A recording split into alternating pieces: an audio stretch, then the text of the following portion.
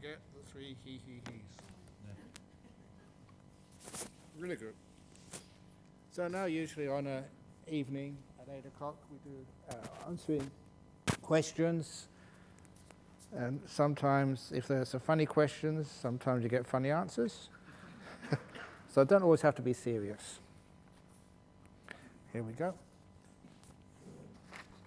Wow, a tight one, okay. Okay, the question. Oh, this is a question that somebody asked on the internet. Okay, so they asked this last week, but apparently there was something wrong with the internet. Since most marriages arise out of attachment and not the us of unconditional love, and we get married young with our defilements intact, it seems marriage is a recipe for suffering, especially with male-female differences in libido as we age. Did the Buddha encourage lifelong marriage to one partner, even though most human societies and mammals are not monogamous, and marriage was a barrier to his own enlightenment? So would you give a talk on monogamy at some point? Since so many lay relationships fail due to non-compliance with monogamy, it seems that monogamy isn't a problem, but more so are unrealistic expectations that the human animal should live an entire life that way. Wow. So first of all, yes, marriage can be suffering. As you all know, with that famous story of the 3 rings of marriage, what's the first ring of marriage? That's the engagement ring. The second ring of marriage is the wedding ring. And the third ring of marriage is suffer ring. Those are the 3 rings of marriage. But of course, it doesn't always have to be that way. And it's not just the fact of monogamy or polygamy. Of course people have those desires, but some of those desires are not just the desires for a nice partner. It's not so much love, but a bit of lust every now and again. And everybody, especially as a monk, we are celibate. And sometimes, that's one of the most weirdest sexual choices in the world. Because I remember being invited to the gay and lesbian pride breakfast because I supported them in the newspapers once. And they invited me to give a speech, and so my speech was, I say, you guys and girls, lesbians, gays, transsexuals, you think you're weird.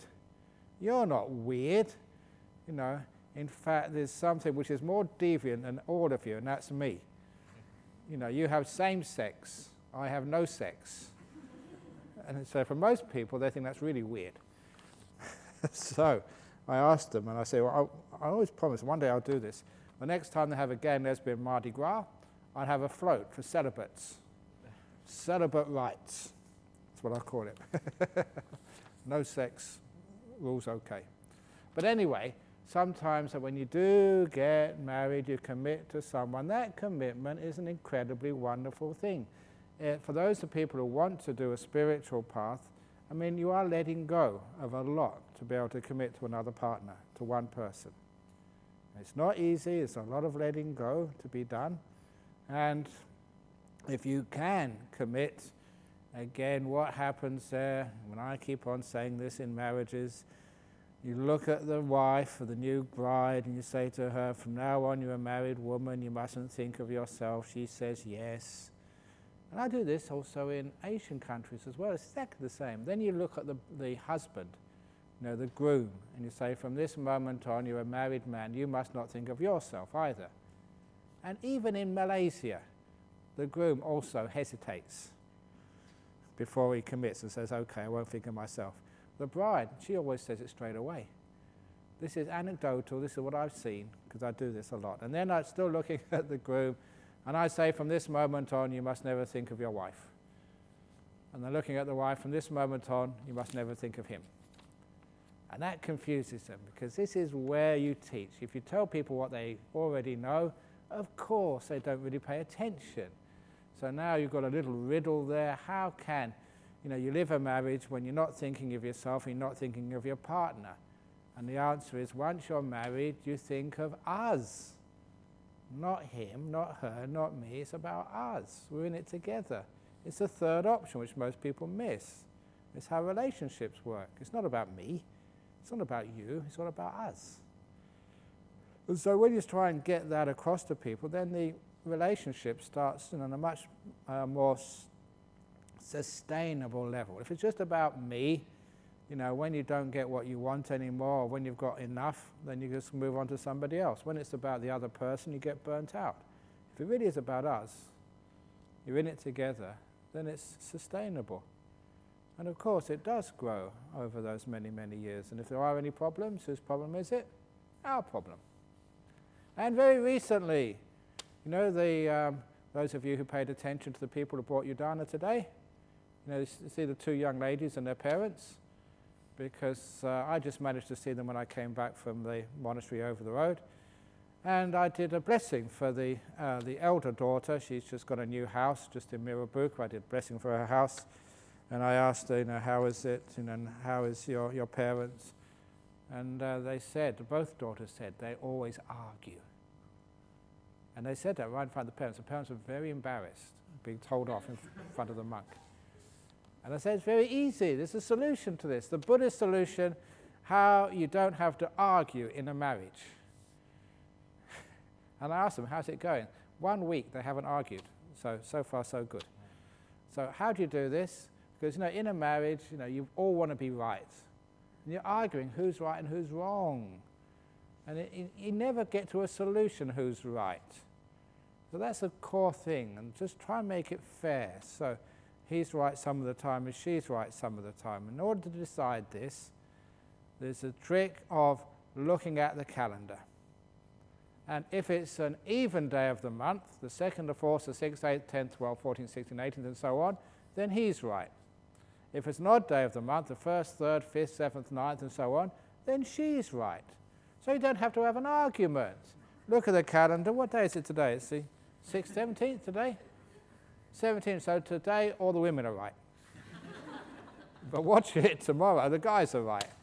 So that way we're right evenly, same amount of time, and also we don't have to argue because the calendar says she's right today. So ways to stop arguments in marriage, and it's fair. She's right, he's right, an even amount of time. So there's no problem in marriage anymore. That's my solution to arguments in marriage. But of course, after a while, like anything else, like just even coming here, this bonding happens. This is a person you've gone through stuff with. And it's incredible just how that bonding works. And you get very, very close. You can become the best of friends. And it's not just lust which breaks up the marriage. There's so many other things which break up the marriage. And one of the things is just fear of one another. It's one of the other things I say for a marriage. Look, please tell each other, once you start to commit, so darling, you can tell me anything. And as long as you tell me the truth, I won't scold you, I won't shout at you. Because in a marriage, the truth is really important.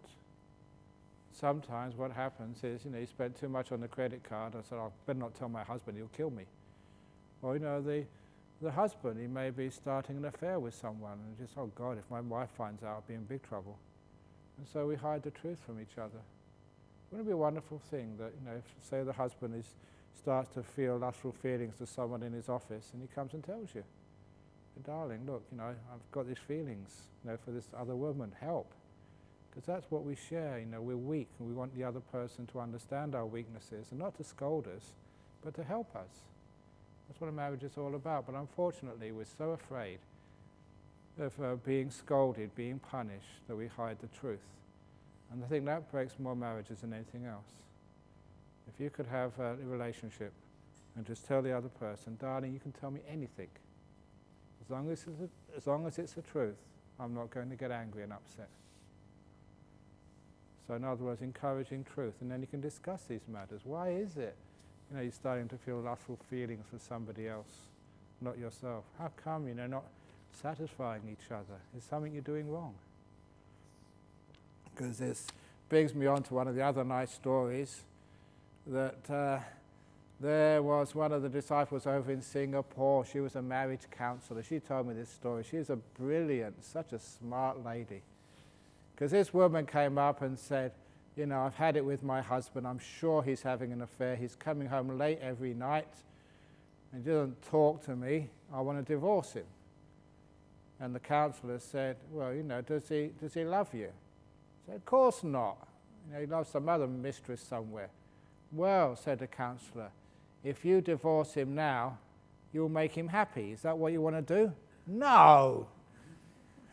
I don't want to give him what he wants after the way he's treated me. Okay, said the counsellor, this is what you should do. He fell in love with you once before.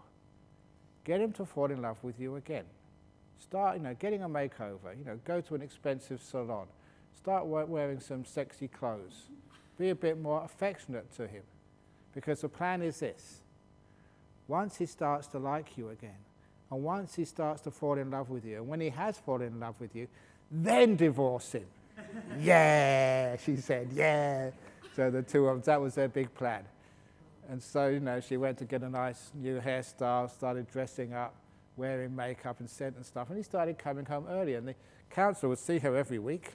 How's it going? He said, yes, working. He's coming home early. He's becoming just more affectionate towards me. He said, great. Has he fallen in love with you yet? Well, I'm not quite sure, but give it a few more weeks and then we'll get divorced. Okay, yeah. And then this carried on. He said, yeah, he's coming home really early now. And then she never turned up for the next appointment or the one afterwards. And that's when the marriage counsellor called her up and said, how come you've missed 2 appointments? She said, I don't need you anymore. I said, why? He said, well, he's fallen in love with me. Yeah, great, so let's divorce him. Oh, no, he's so nice now. And the counsellor said, mission accomplished. That was the plan after all. because he'd done it once before, he can do it again. So it's wonderful, just put some effort into the marriage to make it last. It can be done. Anyway, let's get to something else here. Should people who meditate and say, may all beings be happy and free of suffering, eat meat? No animals like to be killed. There is. I'm going to get into trouble for this again, because I don't mind getting into trouble. There is a way that a vegetarian can eat a steak with no problems at all. This is how it's done. So you take a cow, and under anesthetic, you know what's coming, don't you, Christy? Under anesthetic, you give the cow a lobotomy. And when the cow comes out of the anesthetic, the cow's a vegetable. And the vegetarians can eat it. Yeah. Thank you, everyone is so sweet. Very good. What meditation technique would you recommend? What is the most effective way to calm a wandering mind? Now, there's so many different ways of calming a wandering mind, and I'll be telling you many of those little techniques as we go along. But one of the best ones at this time of the retreat is patience. Because what you're doing is starting a whole process of now living a very easy life, having no worries, no concerns, and little by little you find naturally your mind will start to calm down. You can't make the mind calm. You've got to put all the conditions in place and wait. And your mind starts getting more and more peaceful. So don't get the idea it's something you do. You press a button and straight away your mind becomes calm. No, you're going on this whole process. A very simple lifestyle for the next 8 days. Lots of rest, lots of good food, no silence, nothing much to do, a lot of rest. And some meditation will, little by little, you get more and more peaceful. It gets easier and easier and easier. Just the whole lifestyle. You build up the effort. And the effort is just making peace with things. Being kind, being gentle. Because the only reason why the mind wanders off is because it's not happy being here. That's the only reason. Now, why would a person just get up from their seat and go somewhere else?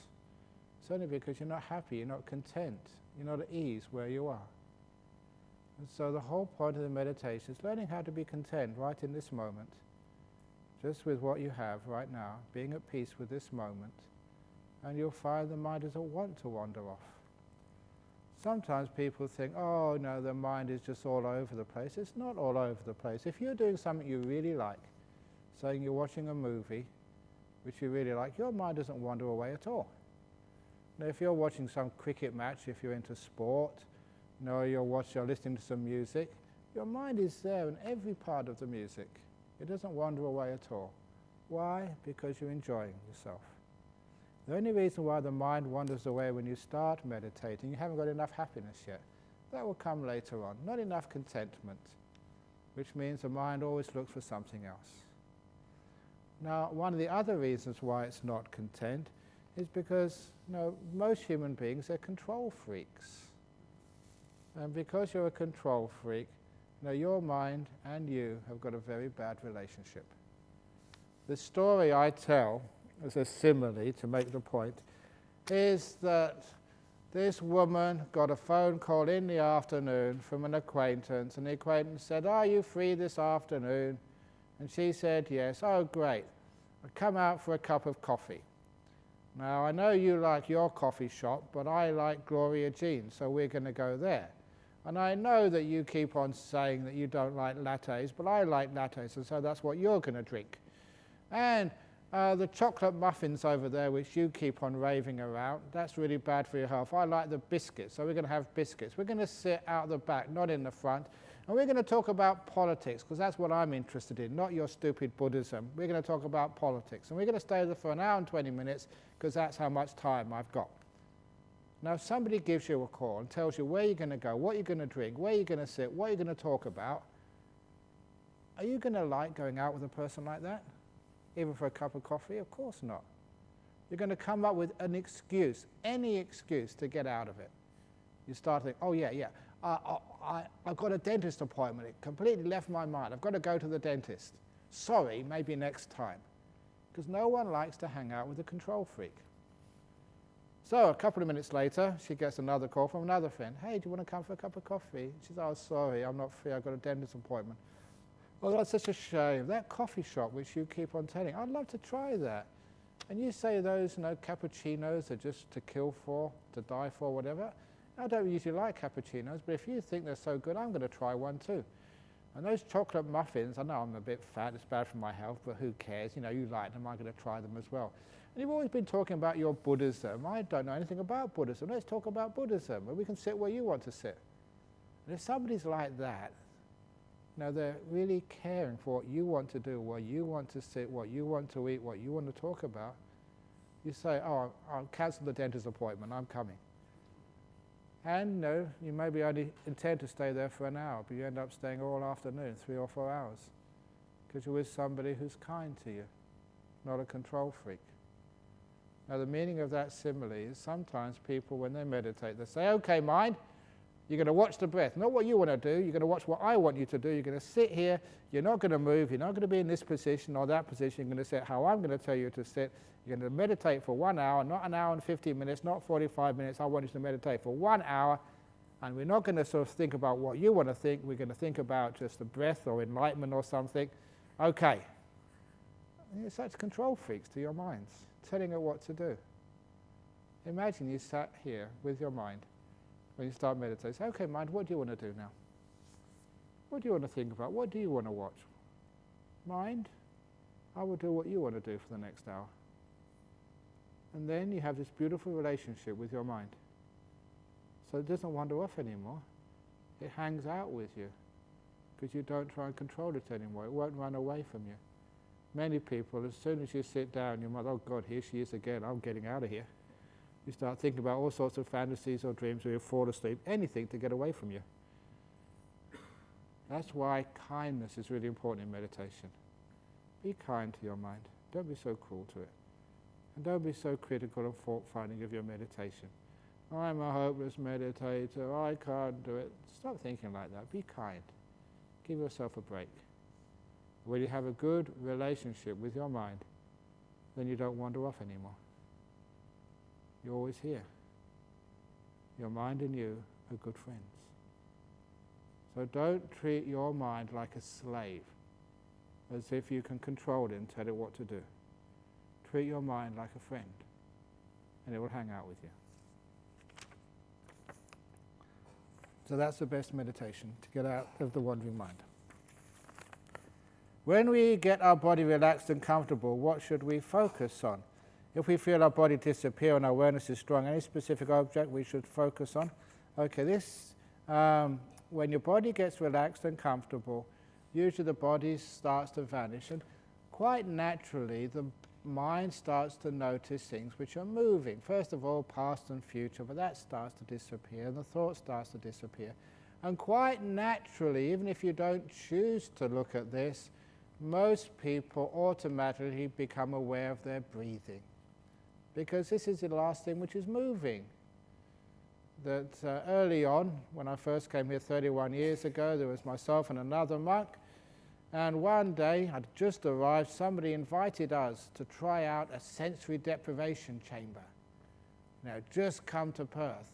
And these plastic boxes in which there was salt water, so you could lay in that. It was a body temperature, so you're perfectly comfortable. You floated.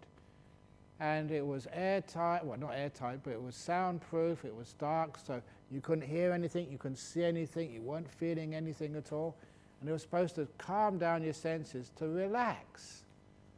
And I never got to go in it because the other monk got there first, and he went there one day. The following morning, there was a big advertisement in the local paper advertising sensory deprivation chambers as used by Buddhist monks.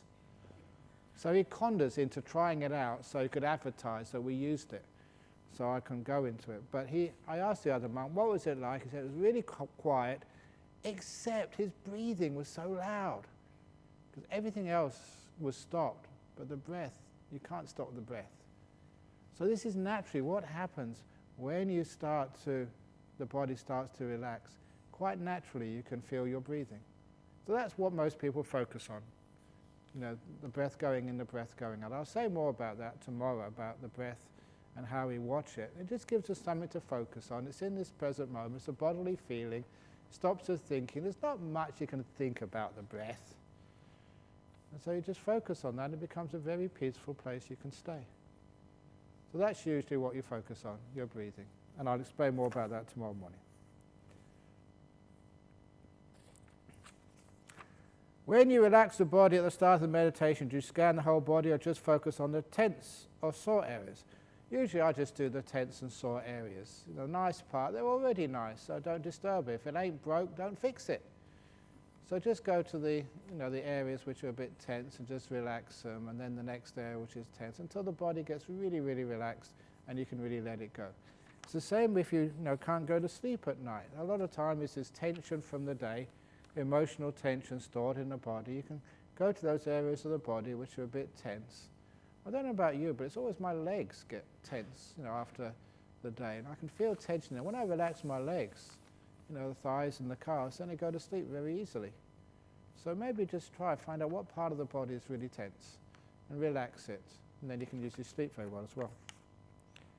Dear Ajahn, previous retreat after a few days during a walking meditation, I saw my desires, expectation of what I wanted out of the meditation, and realized I really wanted peacefulness, etc. It was quite a shock.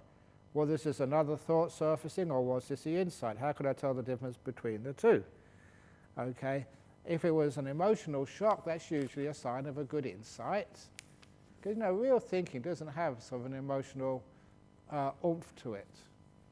It's just you have a thought, you've had so many thoughts in your life, but the insight is seeing something you haven't seen before. Of course, it's expressed in thinking, but where it comes from is different from the thinking. Now you realize what you really want is peacefulness, and you should figure out when you want something, that's when you destroy peacefulness. When you let go of wanting, all the peace is already there. So that's why we learn how to be content. Just like we chant, contented and easily satisfied, not proud and demanding in nature. So when you're contented, that's why we do the chanting, it's brainwashing. Especially early in the morning when you're half asleep, that's very potent when you're half asleep doing brainwashing. And it means you learn how to be content, easily satisfied. You don't want very much. When you don't want very much, you're really peaceful. And this is what you're going to experience here. There'll be so many moments when you're so peaceful. And you're just sitting out there with a cup of coffee or a cup of tea or juice, just watching the sun go down in the evening or in the early morning. It's beautiful, it's cool. You sit out with a cup of coffee and just watch the sun come up, watch the dawn. So peaceful. Why is it so peaceful? It's because you're sitting there, haven't got a want in the world. nothing you want, just a nice cup of coffee, a beautiful dawn. Totally satisfied with just simple things. And you realize how easy it is to be content when you don't want anything. So this is where you have the insight into the cause of such peacefulness. You're content. And now you understand what meditation is. And you learn, doesn't matter what's going on in your life, you can always go back to that contentment. Sitting here, closing your eyes, not wanting anything in the whole world. And you get very deeply content then. If you say, let go of things, do you mean only while I'm meditating or in general? No, only when you're meditating. Because I always say, if you're on the back of a motorbike in heavy traffic, do not let go. Cling on, attach, otherwise you'll fall off. So there is times to let go, and there's the right things to let go of and the wrong things to let go of. For example, one of the people who comes to our centre in Perth, was Caucasian, he was a businessman, he became a Buddhist. And part of becoming a Buddhist is keeping these 5 precepts, giving up alcohol. That was hard for him to do. So that when he went to the next party at his company, somebody came around with the alcohol, the wine or the beer or whatever, and said, no, have a beer. And he said, no, I can't have that anymore, I'm a Buddhist now. And people know enough about Buddhism that the person giving him a drink, oh, Buddhism, that's a really good religion, a very peaceful religion. It's all about letting go. Come on, let go and have a drink. It's letting go of the wrong things. So you have to also know what to let go of and what to keep. So, don't let go of your marriage vows. Come on, it's only a ring. Come on, let go, let go. No, look after your partner. And so there is a time to let go and there's a time to hold on. And that's actually the wisdom. But when you're sitting down meditating, that's just let go, let go, let go all the way. Other times, no, don't just... I know you've all got chores to do while you're here. That's why it's so cheap in this place, because we exploit you.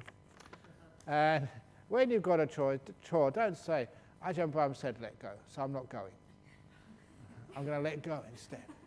And when Bianca asks you, where were you? I was just letting go. So remember, be wise. Reading your meditation books discouraged during this retreat? No, you can read the books, but don't do too much reading, because it's the practice which is more important than reading. There's the instruction manuals. So yeah, instruction manuals are very good. But if you want to find out, say, what Paris is or New York or London, just reading the guidebooks is not going to be much good, is it? So you read the guidebooks and you go there. So yeah, you can read the guidebook, the meditation books, but at least, go and check it out, see whether what I describe is real or not. If you read about Paris, go there, check it out. Because you find out just the experience is always far more full than the guidebooks. So, yeah, you can read it, but don't spend too much time reading. Should a person self-pleasure during a retreat? Is this bad for meditation, allowable or good? I mean, masturbation. That's what self-pleasure. If that's what it means, no, you don't need to do that. But real self-pleasure is when you're so peaceful, so still. You're really, really happy. This is one of the things which I say in meditation. When you really get into this meditation, you get more pleasure than you've ever had before. That's why one of the first really good meditations I got, probably the first good meditation, I was only 19, had a girlfriend. I remember having sex with her in Gloucestershire. A few days later was on retreat, blissing out. And because it was so close, it was actually, the bliss in meditation was much better than sex with my girlfriend. It was good sex too, she was a good girl. But the meditation was better. And that really blew me away, that's just, what's going on? That you get more happiness, more pleasure from meditation than you do with a girlfriend. So, yeah, the answer is yes, you can self-pleasure during the meditation retreat, as long as it's the bliss of deep meditation. That's far better. When we do walking meditation, can we put hands in front of our back, or do they have to be loosely by our side? You can put them wherever you want. So you ask your hands, where do you want to be? Now, that's not actually a joke, that's serious. Because it's amazing when you ask questions of the body. Legs, where do you want to be? Hands, where do you want to be? It's a way of encouraging mindfulness. When you ask a question, you get an answer. So quite often I ask my body when I'm sitting, how are you? Do you want to be moved? Before I ask the question, I'm not aware of the aches and pains in the body, but sometimes when I ask that question, the body says, yeah, I've been waiting for you to ask this question. Sometimes I ask, do you need a drink? Beforehand, I never thought of that, but now I'm actually quite thirsty, so I'll take a drink. You see, a lot of times we're not mindful unless we ask the question. So this is what happens. If you ask your hands, where do you want to be? You get really good answers. And whatever the body answers, then do that. It's a way of getting aware of your body. What do we do with a wandering mind? How to overcome it? What do we do when thoughts of the past or fantasies appear? Do we try to focus on another object, for example the breath, or do we let the thoughts or fantasies be? You let them be, but you sort of don't get involved in them. Now, my story, which I tell on all the retreats, when I was 5 years as a monk, I could leave the monastery and just go wherever I wanted. I found this perfect monastery. Remember, I was born in England, and this was a monastery in the north of Thailand, in the middle of a tea plantation. I could have all the tea I wanted. It was the middle of a plantation. It was up in the mountains, so it was cool. Really high up in the mountains. And there was really good food, and the lay people, all they wanted to do was feed me. They didn't really want to ask any questions on meditation or Buddhism, just the opportunity to feed a monk every day. So it suited me fine. There's a beautiful cave in there. And I spent such a long time in that cave meditating. I had some great meditation in there. And of course, being a cave, there was lots of bats. And to this day, I tell people this is just conditioning. I associate the smell of bat shit as one of the most beautiful smells, because I've associated it with just some nice times of meditation. The other smell which I really like is the smell of tar, because when I was growing up in a poor part of London, I used to spend so much time playing soccer in one of the old parks, and during the Second World War, any metal they took away and melted it down to make tanks and bombs and stuff. So they replaced all the metal railings with wood. And every year they'd paint it with tar so it would not decay. And so I spent so much time playing in these parks with the smell of tar. It brings back happy memories of childhood. So those are two smells I really love. Every time I smell tar, it's a nice feeling comes up with it, association. The same with bat shit, because all this wonderful meditation in this cave. So I love those smells. So, and anyway, and also just, that was a time, just anecdotes. As the bats flew out of the cave, they usually shout on the way, and there was a papaya tree there. And that papaya, it was the sweetest, juiciest papaya I've ever tasted in my life, because it got all the fertilizer from the bats. And just one tree there. I just love that papaya tree, because it's all made out of bat shit. So it even tasted nice, but when it got transformed into beautiful papaya. But anyway, going back to, what was I talking about? I was just getting lost in bat shit and stuff. Sorry? About your mind. Oh yeah, yes, right. 5 years, that's right. 5 years, and I was meditating. I was alone in this monastery. But then I got into a stage where my mind started wandering off. And it started wandering off into fantasies, into what I call unmonkish thoughts. Of old girlfriends, thinking, well, I wonder if she's still available. No, come on, stop it, I'm a monk. I know I really like being a monk, but these things, they just come up and you can't stop them. And I really tried hard to get these thoughts out of my mind, and it was frustrating. If you try fighting those wandering thoughts and fantasies, it gets worse and worse and worse. And I thought I was going crazy. I just couldn't stop these thoughts. I couldn't watch the breath. And I never had anyone with me to talk to. So that was one of the problems. And so I got so frustrated one day. This is absolutely true. I went to the Buddha statue in the main hall, bowed down, asked for help, and a thought came to my mind to do a deal. And the deal was, from 3 to 4 p.m. every afternoon, I'd allow myself to think sexy thoughts. Anything goes from 3 to 4 p.m. I wouldn't try and stop it at all. For the rest of the day, I'd behave and be a monk. That was the deal. I thought, well, if you want to think those thoughts, 3 to 4 p.m. you can do whatever you want. The rest of the time, watch your breath. But what happened after I made that deal in front of a Buddha statue, it was as much problem as ever trying to keep these thoughts out. But when it got to 3 p.m, I went up to my hut, leaned against the wall, put my feet out, I said, okay, if you want to think anything at all, sex thoughts, weird thoughts, girlfriend thoughts, you can come. And for the next hour, absolutely true, I watched every breath without missing one. And it was so easy to do. And that was just really shocked me. And I realized what was happening. Every time I tried to get those thoughts out, I was actually feeding them and making them stronger. And I just let go. Okay, whatever you want to do, mind. If that's what you want to do, it's fine by me. Then the mind calmed down, and you didn't need those fantasies and thoughts anymore. The mind was quite happy just watching the breath when I wasn't trying to control it. I learned a lot about letting go, and how we try and control things, we make things worse. We just let it go, let it be.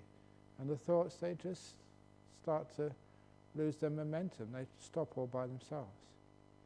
But one other thing happens when I tell this to people, they try and it just keeps on going on, because you're not really letting it go. You're right involved in it, actually churning it along, making it happen more and more. You want it to happen. So, you have to be able to let go. And just if they happen, but not get involved, and just, what I call it, giving a separation. And the way to have this separation is using a simile of the TV set. Because I remember when I used to watch TVs, that you may be watching, for the guys, a soccer match. And the soccer match may be, say, the English Premier League somewhere, the other side of the world. And I've actually seen this. People shout at the TV set, "Shoot, shoot, offside, ref, blow your whistle." Now, you're sitting in Perth or Sydney. They cannot hear you in Manchester. And it's probably a replay anyway. So why are you shouting at the TV set?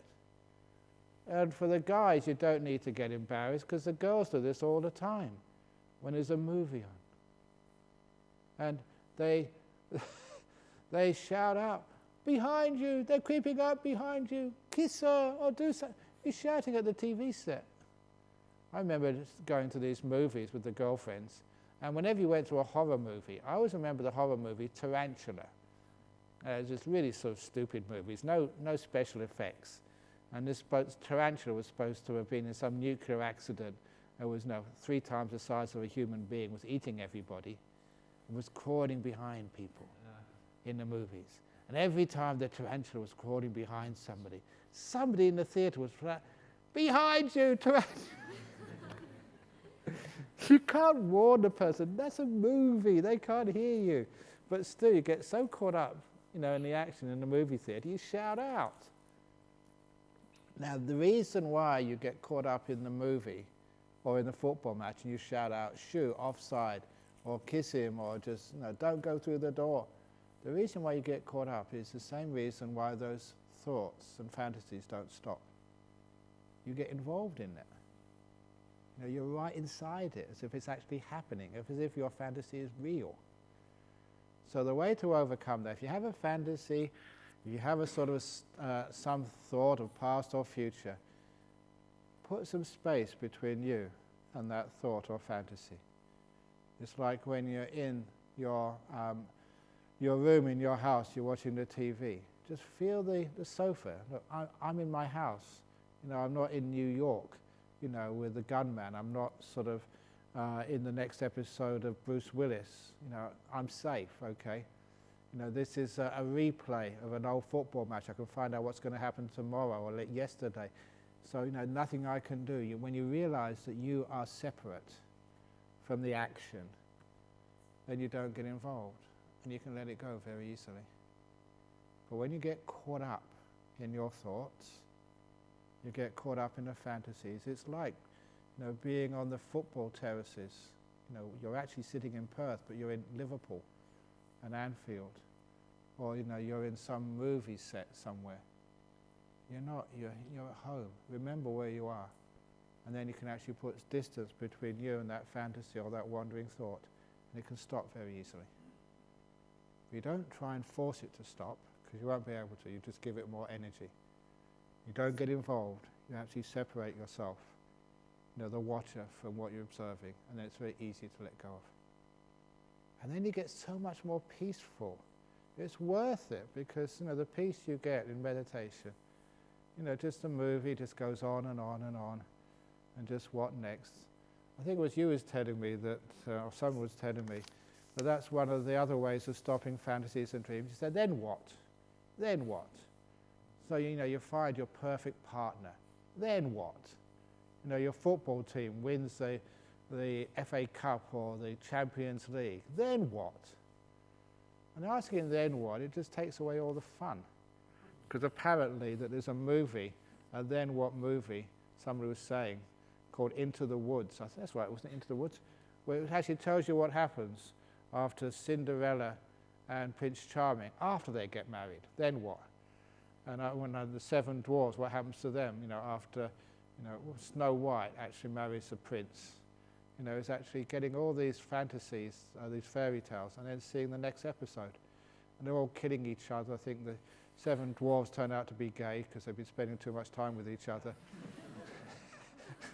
Whatever, I don't know what happens. Prince Charming gets a mistress. Whatever it is. The whole idea of then what? Afterwards, it takes away all the fun of the fantasies. So that's another way. Anyway, I seem to be bombarded with thoughts about problems at work, mostly recent and even from the past. They may be pertinent to my life, but a waste of time in a retreat. What do you do with such reoccurring thoughts? Thank you. Remembering you're not being paid. So refuse to do work when you're not being paid. So, all the thoughts of work, you're not working now. So you're not going to get paid for what you do on this retreat. So refuse to do any work for whoever's doing it. But it's true, bombarded with thoughts about work, it's just the fact that, that's been your life, you've been conditioned to keep thinking about work. And little by little, just remind yourself, you're on holiday, you're away from work. Remind yourself where you are. And keep that mindfulness of being in Jhana Grove. And then you find the thoughts about work get less and less and less. Number two, remember, you deserve some rest. And it'll be good for your performance at work if you can take some time off. Because when you relax, take time out, it means when you do go back to work, you've got fresh ideas, and also, you've got energy, to face the problems of work. But if you really waste this time thinking about those problems of work, you're wasting time.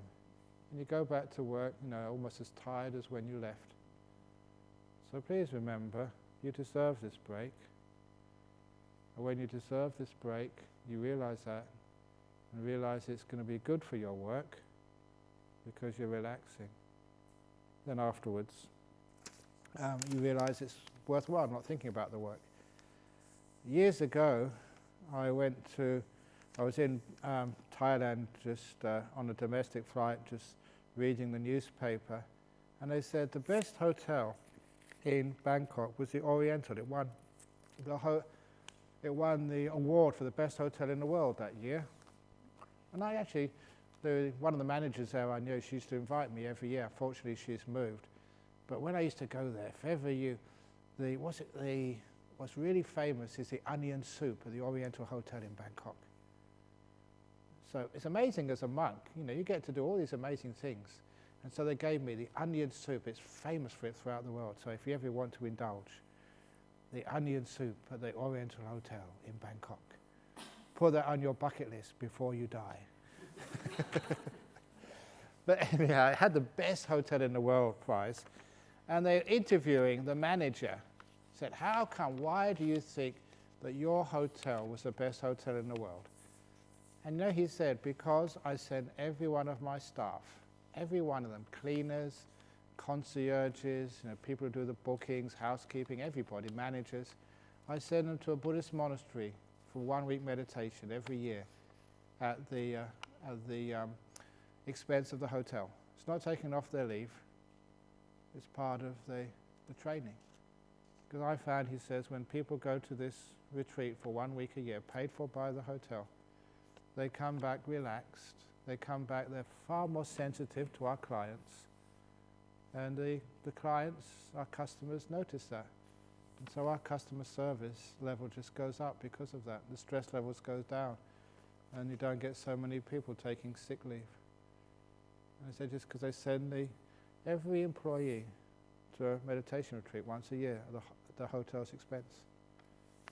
So next time you want to come over here, get your CEO of your company to pay the bills and send you here, not on holiday time, on their time. Because it actually does work. You go back refreshed, even new ideas, and are much more sensitive to one another. Dear Ajahn, may you kindly elaborate on the nature of rebirth-producing craving, its cause, fuel, how we can live a happy life with non-rebirth-producing craving. Okay, this is a more technical, like how rebirth happens is because you want to. And there's many types of wanting. There's a gross type of wanting. It may be that, you've died young and there's somebody you really love very much, maybe parents, children, a lover. You just want to come back again, want to have it all over again. You haven't finished yet. And that's where you do get love at first sight experiences. There's one retreat some years ago, I forget who they were, there's an incredible couple. So I think she was Russian, I think he was maybe Dutch or something. And she just looked at him. They never met before. And she went right up to him and she said, "Your name is Dave and I'm going to marry you." And straight away, hadn't seen him before. Of course his name was Dave. And they came here, and you're supposed to be sort of keeping all these precepts, but those two, they couldn't separate them. I put them in different cottages, but that didn't work. They're incredibly sort of close together. And it's obviously from a past life. They recognize one another. And she even knew his name before she'd even met him. So it's incredible sometimes, the karma from the past, how strong it is. So that type of craving, that gets you to come and meet together again. But there's also other cravings, sometimes one of the most hard ones to overcome, and this is what you'll actually see in meditation, is the craving to be, to exist. Because a lot of times in meditation, things start to vanish from you, things which you really think you are, like your body. It starts to vanish, and if you're really attached to your body, and I really mean that you think that you are this body, that you are English, you are Malaysian, you are Singaporean, you are whatever. When this body starts to disappear, it starts to challenge you. And you get a bit afraid sometimes, the body's vanishing. Because it's like you vanishing. And many other things about you start to disappear. And that's actually where you realize what letting go is. Letting go of your idea of who you are. And that's one of the biggest things which causes you rebirth. But that's such a big question, it's really, can't really sort of talk about it now. That's a whole talk. While going to sleep, I normally let go of the mind. The mind will wander around and the consciousness gradually fades away, going to the sleep state. But if I concentrate and be mindful, it's hard to get into sleep. So what's the difference of lying down meditation and mindful sleeping? As a person normally doesn't drink coffee, is it right to have some coffee during meditation to stay awake? Sometimes it's very good to have vitamins. So I was telling someone to take last night or this afternoon, I forget when, I say it's very good to, when you're here, to have either vitamin T or vitamin C. And actually, these vitamins, you get an instant effect. Vitamin T is cup of tea, vitamin C is cup of coffee, vitamin caffeine. So you can use those things if you want to. And in Buddhism, especially tea became, it was the Buddhists who really started the tea thing with Bodhidharma. And they even say in China that tea started, when this monk, he was getting sleepy. And to stop him getting sleepy, these myths of these super monks, he cut off his eyelids with his razor so he couldn't go to sleep. Whether you believe that or not, but apparently the myth was, and where the eyelids fell, that's where the first tea bush came from.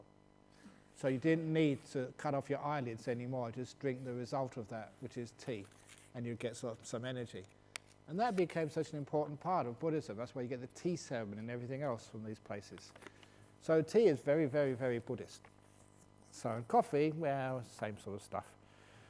So you can do that. But if you want to go to sleep, if you let go of the mind, that is meditation, letting it go and just letting it get relax and become peaceful.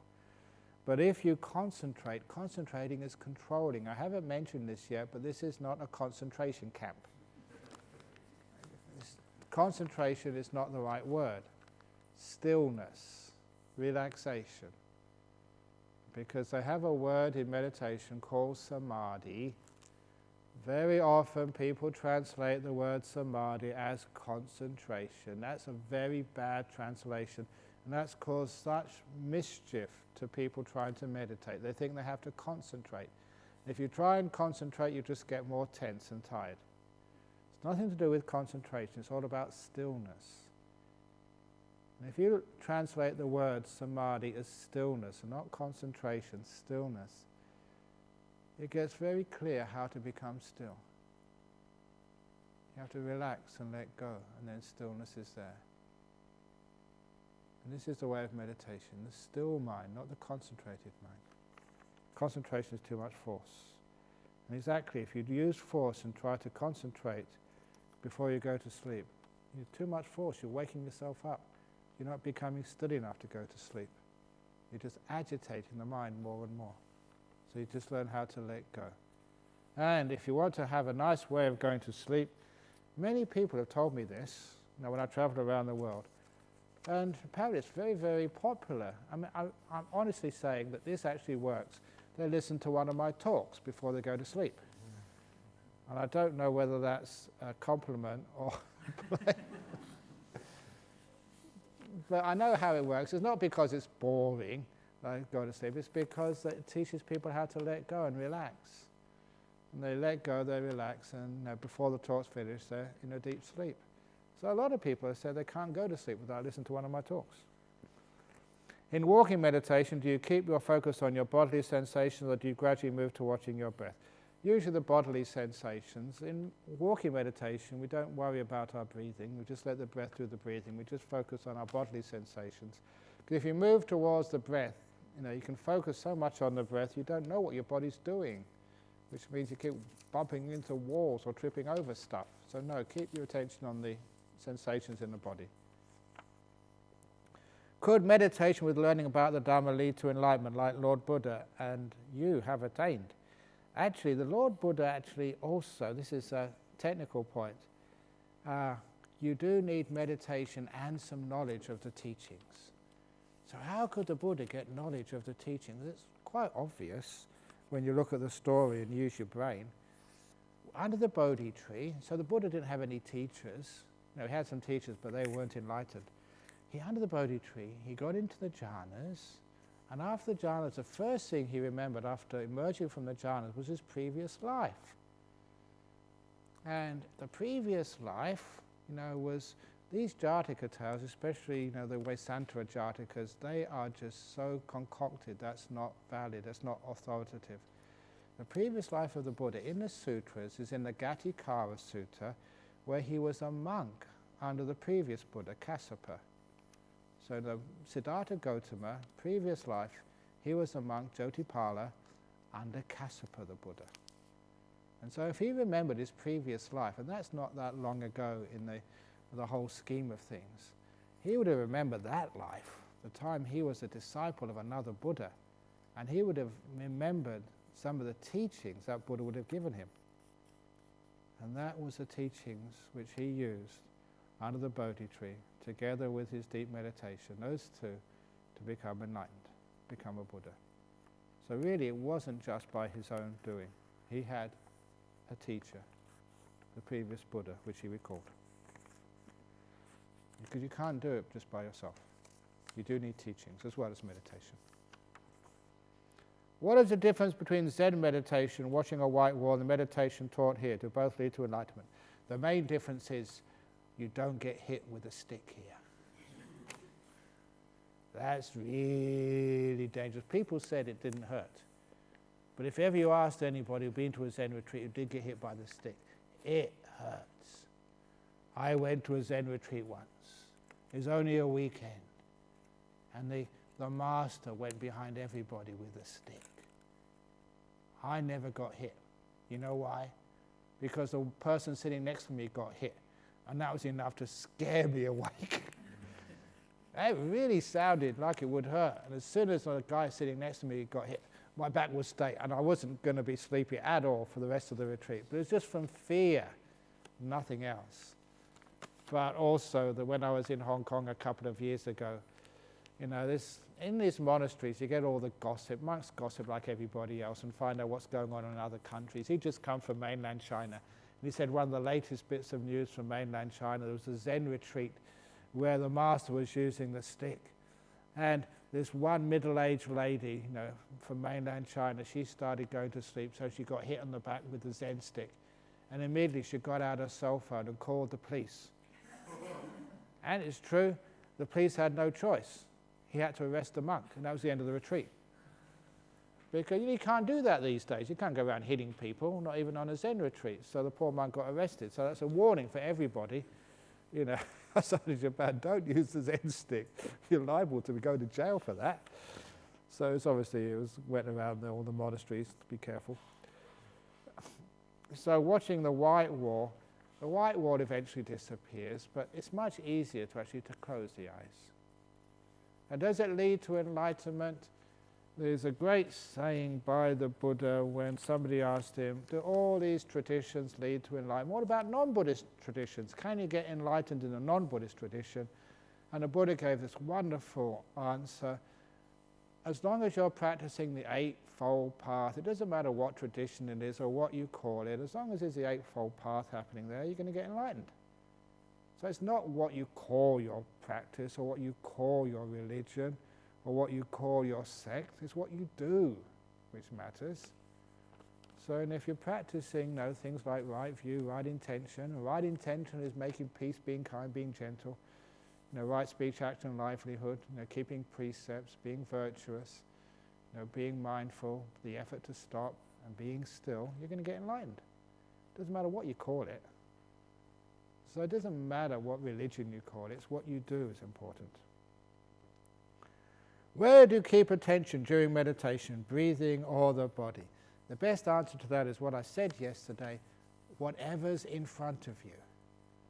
Whatever you're aware of right now, then that is where you put your attention and you care for it. So you don't choose. You don't control the meditation. Because what usually happens, first of all, you're aware of the body. When the body goes, you've got the breath, it comes to you, so you're aware of that. You don't try and get rid of it to go and watch something else. And after a little while, the breath vanishes, and you get these beautiful lights I'll tell you about later on, called the nimittas. You don't say, I should go back to the breath, I've lost the breath. No, whatever's in front of your mind is what you watch.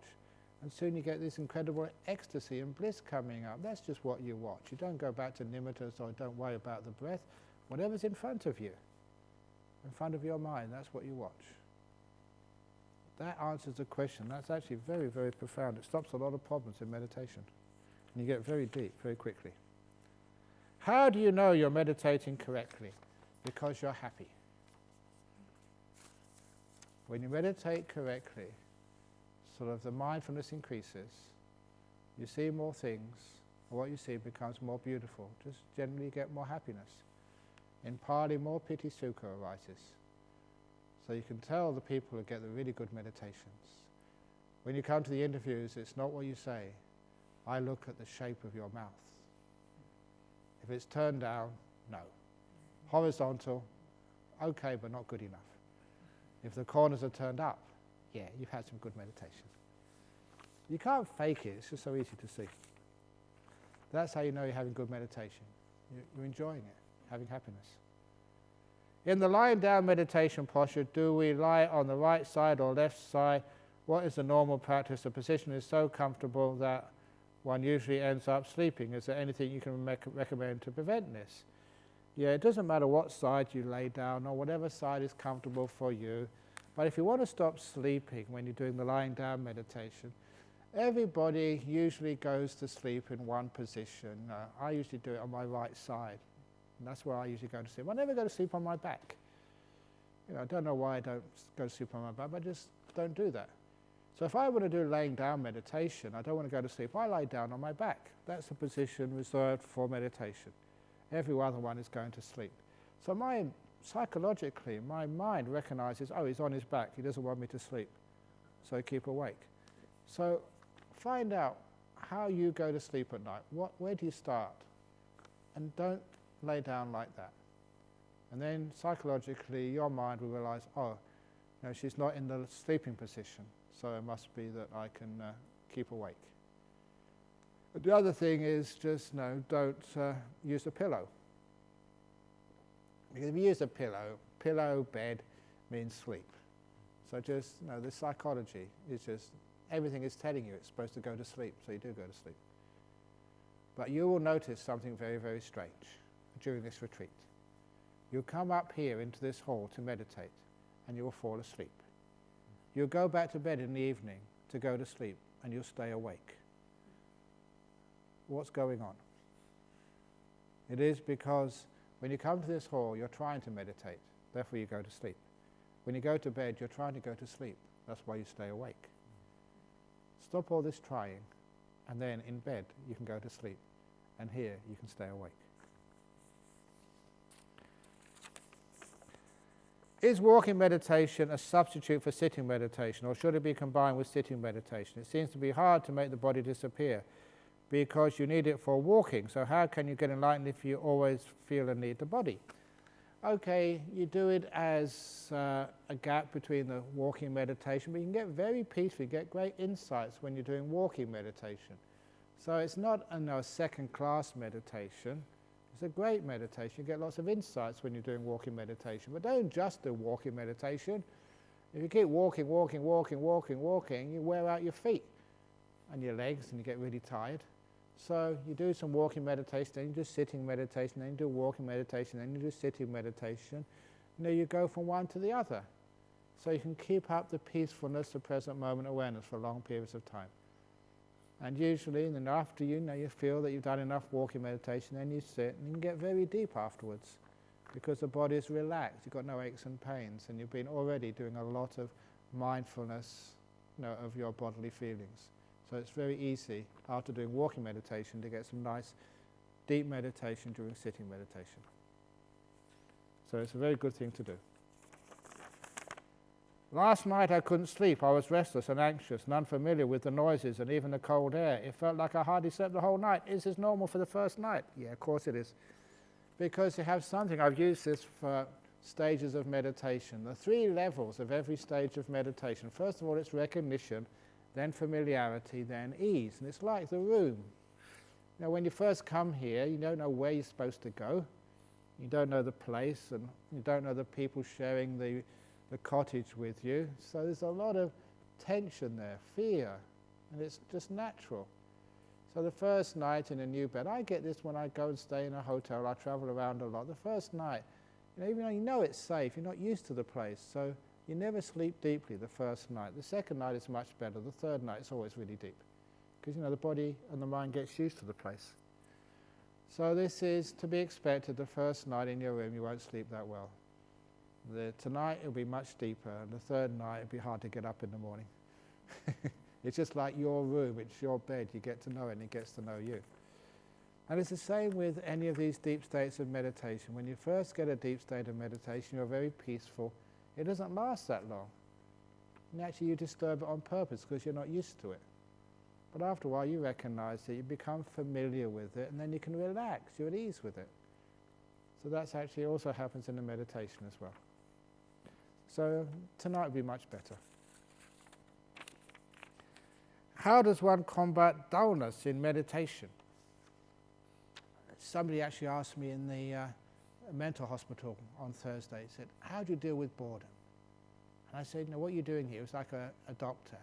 He said, great, as a doctor, you should do, a psychologist, you should do an investigation, do a PhD into boredom.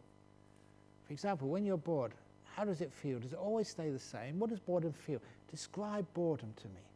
And is it always just the same level of boredom? Is it really deep boredom, really intense boredom, or very wide boredom? Or is boredom only some things and not other things? Does it register in the body? How long does it last for? And I say, boredom is a very interesting subject. And of course, once it starts to get interesting, it's not boring anymore. So if you're dull, investigate dullness. How does it feel? Is it always the same? Or do you get dull and super dull and mega dull? And just, sometimes you're dull and you get gaps between the dullness.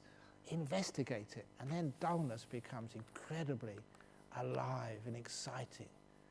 What a wonderful thing to investigate, dullness. In other words, if you try and get rid of it, it gets worse. But if you try and care for it and investigate it, it soon vanishes. And anyway, the dullness is usually only the first few days of a retreat, because when you start to get energy coming up, nothing is dull at all, and everything is incredibly beautiful. How can I use walking meditation while walking to my office? 20 minutes walk. I have to take care of traffic, other people. Sometimes I meet people I know, and they expect me to greet them. All this could disturb the walking meditation. Okay, I know a person who does that in New York. They go from meeting to meeting. They do walking meditation between the office blocks.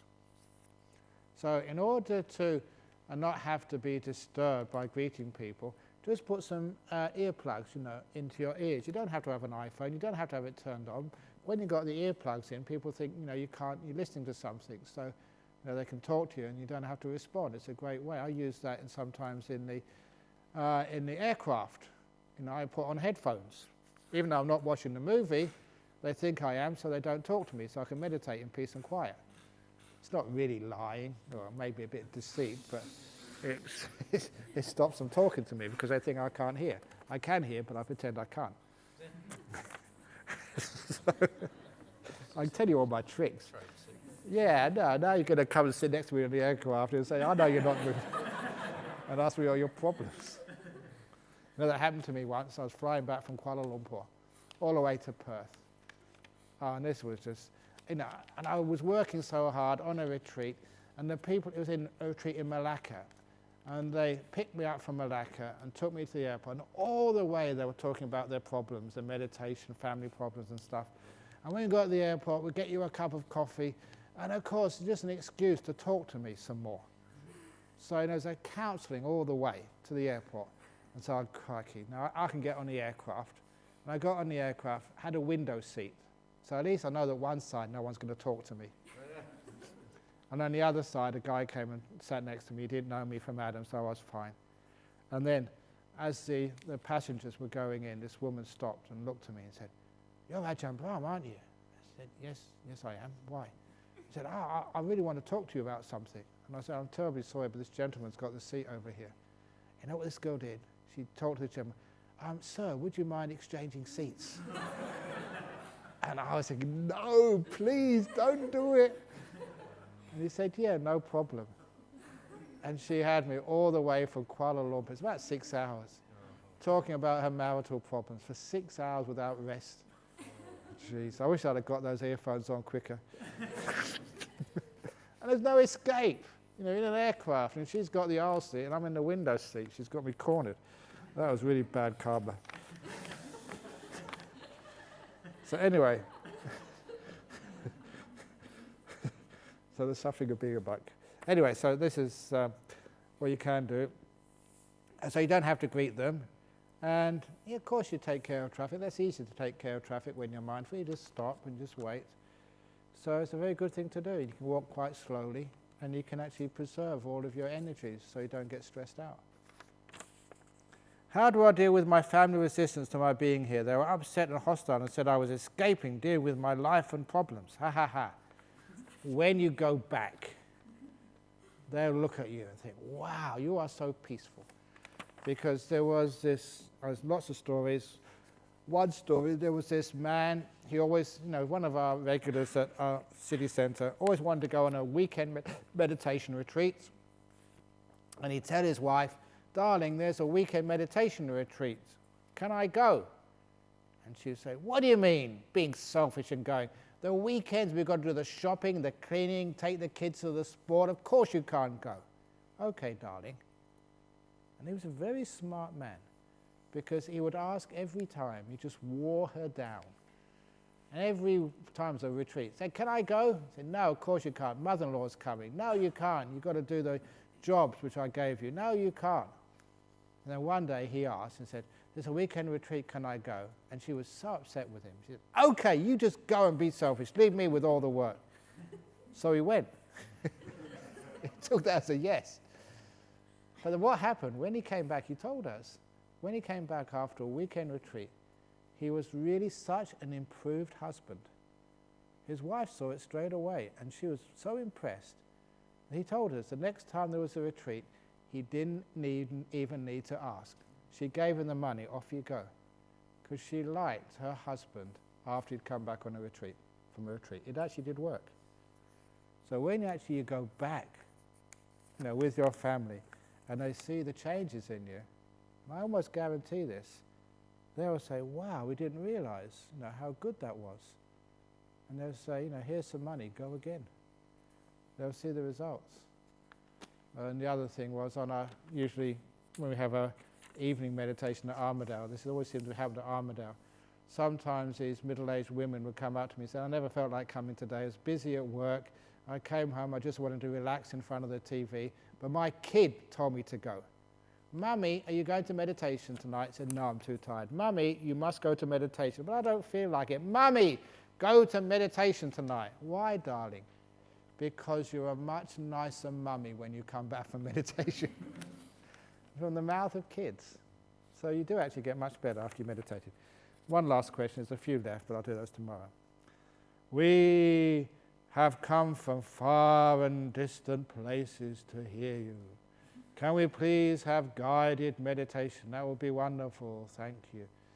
People often ask for guided meditation, but sometimes some people like it, some people don't like it. So what I encourage you to do, if you have got your smartphones or something, there are some guided meditations available on the internet. Danny can actually post them, how you can download them.